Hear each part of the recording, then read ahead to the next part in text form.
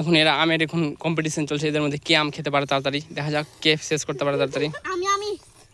রিমি, বিট্টু আর রিতম। রিমি, দেখা যাক কে পারে। আম কিন্তু ফেলতে পাবি না।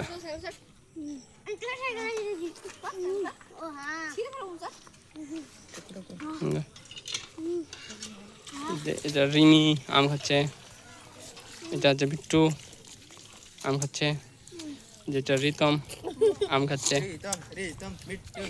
দেখি